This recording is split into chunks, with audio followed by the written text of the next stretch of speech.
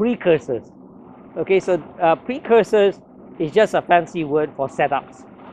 And Alex, you and I talked about this yesterday. You were talking about how I think you were saying in regard to Tomoe-nage that your Tomoe-nage doesn't work because there's no precursors, no setups. Well, was it Tomoe-nage that you were referring to, or other techniques? Tomoe-nage was a different thing. I was talking about drop nage. Drop nage. Okay, all right.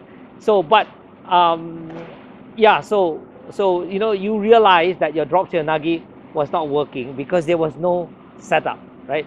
So actually, when it comes to throws and getting throws to work in randori or in shiai, there are two main reasons why it doesn't work, and it's not because your technique is not good.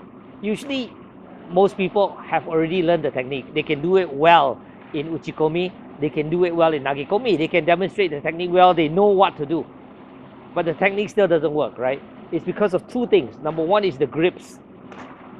I don't have the grip that they should have, and then they try to do the technique. I mean, if you don't have the grip, even if your technique is perfect, it doesn't work. You need to have the right grip, and a lot of the times the uke, the opponent, is denying you the grip, nullifying your grip, not giving you the grip that you want, the grip that you need to do the seoi nage, for example. So if you don't have the grip, it doesn't matter how perfect your technique is, it won't work. So a lot of times people cannot get the grip, or they get the grip, they do the technique, and they release the grip. Sometimes people let go. If you don't hold on, the technique won't work. So grip is one of the culprits, one of the key reasons why people's technique fail to work. That's grips is one. The other one is the lack of precursors, the lack of setups. That means they just come in with the technique. Sometimes that works. Sometimes you have the right timing, you just come in and it's perfect, right? But oftentimes you don't have the right timing. It doesn't work. You have to create setups. You have to initiate precursors to set uke up or to prime uke to be in a vulnerable situation, right? So every technique has precursors. Uchimata has precursors. Tomoe-nage has precursors. Seoi-nage has precursors. Every technique has precursors. And if you want to master a specific technique, let's say seoi-nage, whether it's standing seoi-nage or drop seoi-nage, they require precursors.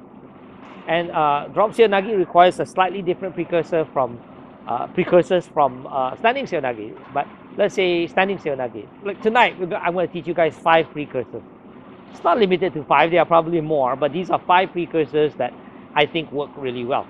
And if you understand those precursors and you use them, your chances of getting Ippon seoi-nage to work will be higher. And that's true for every technique, whether it's Tomoe-nage, whether it's Kochi-maki-komi, whether it's Osotogari, whatever techniques, precursors are important. Okay, understand that. And these two things, these two factors, grips and precursors, which are the main culprits, right, for failure of technique, are often not taught. You go to most dojos, well, you've learned judo in a Kodokan style, traditional style. They very rarely teach grips. They teach the conventional grip. Yeah. So grips are often not taught or emphasized, proper gripping. And precursors are almost never taught. If you go to most judo clubs, they'll teach you the technique. Okay, this is how you do Ippon seoi-nage. But they don't teach you the precursors to it. That's something you figure out yourself, usually through trial and error. People do lots of randori, they do hundreds or thousands of hours of randori, and along the way they discover precursors. Oh, if I pull the uke's head down, then I can get it to work, or I do this or I do that, then I get it to work. They learn through trial and error rather than being taught, rather than being formally taught. So for some reason, precursors are usually not taught in most places. But if you want the technique to work, you want your students to be able to do the technique, you should teach precursors.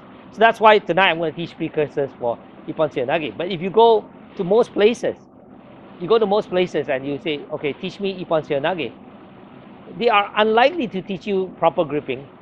They'll just teach you the entry, they'll teach you, the what they call the kuzushi and all this type of stuff. But they won't teach you where you're supposed to place your hands.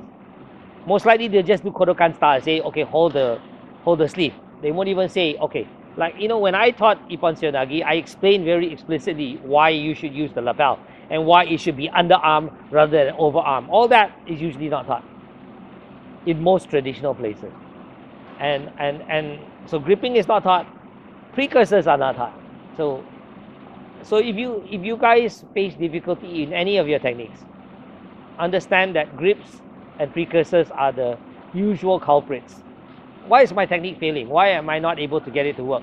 Why sacrifice sasai is not working? Why tomoe nage is not working? Ask yourself first, am I getting the grip that I need? Do I have the grip that I need? And am I executing precursors? Am I actually doing the setup? Or am I just going straight into the technique? If you go straight into the technique, like I said, if your timing happens to be right, then it'll work. But if your timing is off, then it won't work. And it's very difficult to get the timing exactly right. So if you use precursors, you don't have to rely on timing. You are creating the timing. You are creating a situation where uke is vulnerable. So you're sort of, in a way, inducing the timing. If you rely on natural timing, a lot of it is a little bit of luck, right? It's like, okay, I got the right timing. But you can induce the right timing through the use of precursors.